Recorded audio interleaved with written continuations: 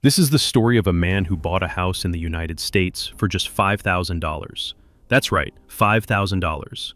It was old, abandoned, and in rough shape.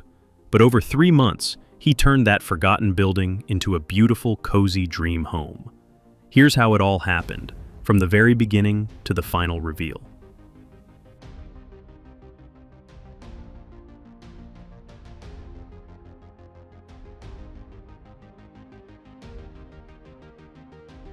When he first stepped inside, the house was full of trash. It had been sitting empty for a long time. Nothing looked clean or safe. The floors were damaged. The walls were old and cracked. The ceiling had to come down. But that didn't scare him. He saw the potential hiding under all that mess. The first job was simple, but not easy. He had to clean everything.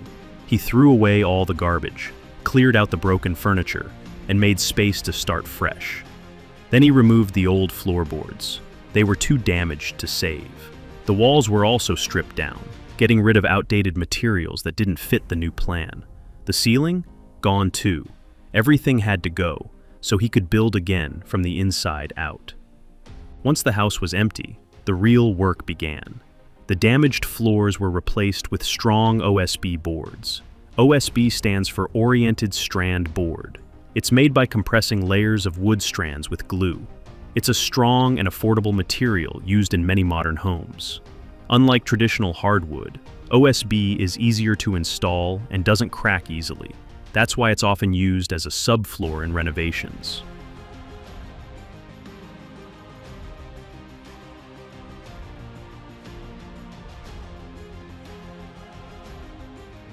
These boards were cut carefully to fit each space perfectly.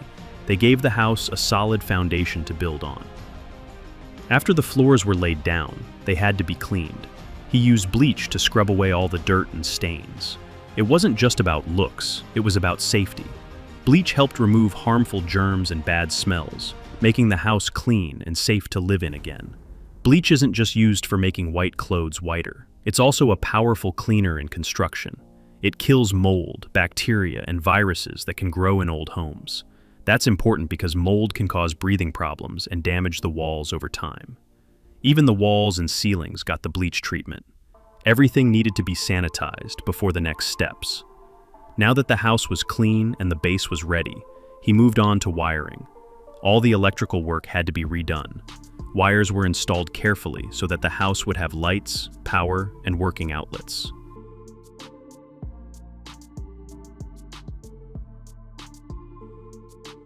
In most US homes, electrical systems follow a 120-volt standard.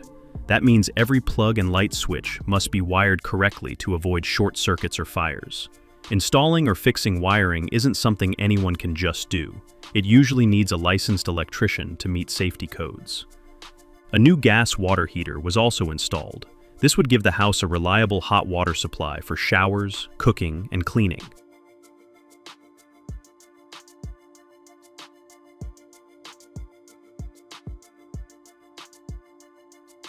On the outside, gutters were added along the roof. These help guide rainwater away from the foundation. Without gutters, water can damage the structure over time. Adding them help protect the house in the long run. With the wiring and plumbing in place, the next job was installing drywall.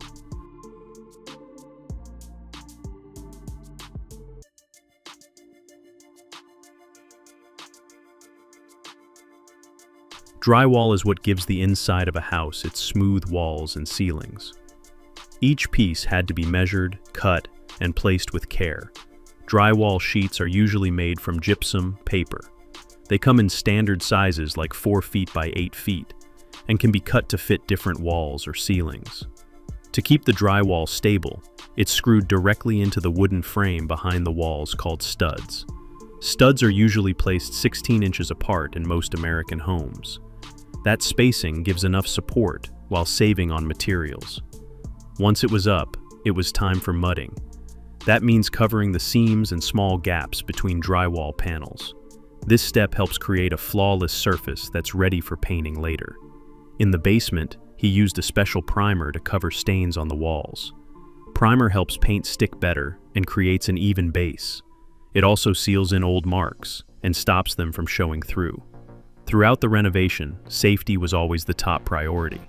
Many tasks were handled by skilled workers who knew how to do the hard parts safely and correctly.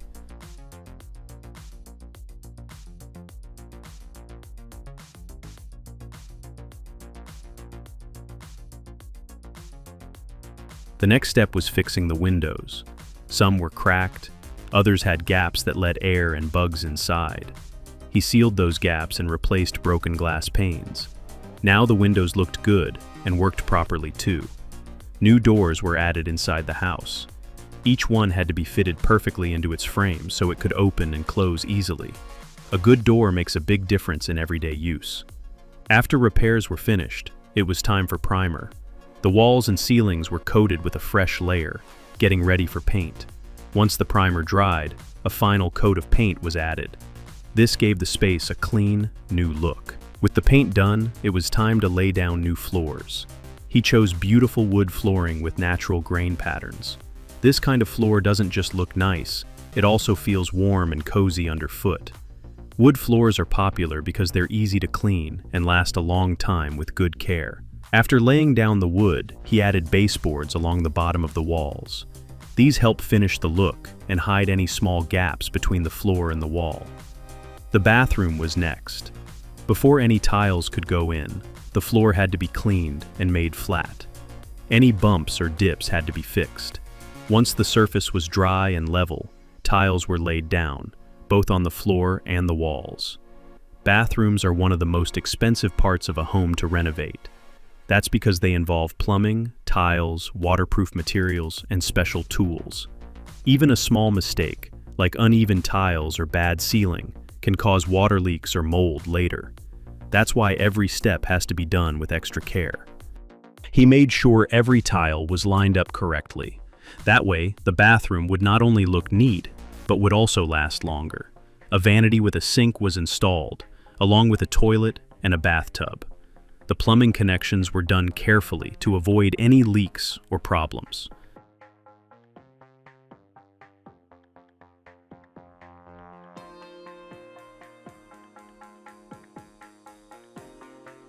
Tiles were also added to other parts of the house, giving more areas a clean, finished look. Now, it was time for the finishing touches. New windows were added, and a brand new front door was installed. These upgrades helped the house feel more secure and gave it better insulation. They also improved how the house looked from the outside. Cabinets were built and placed in different rooms, including the kitchen and living areas. These added storage and made each space more useful. Down in the basement, he cleaned the floors once again, preparing them for future improvements. Outside, he built a wooden fence. This gave the home more privacy and helped define the yard space. Wood fences aren't just for privacy.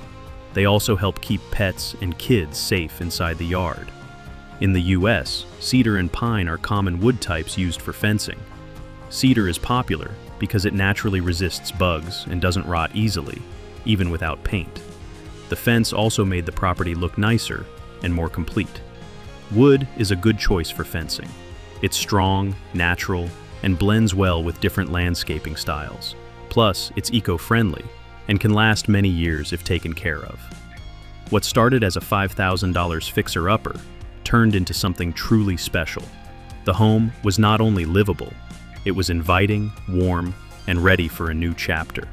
Every part of it had been touched with care, from the floors to the ceiling, from the basement to the backyard. It showed that with effort, planning, and the right skills, even an old and forgotten house can become a dream home.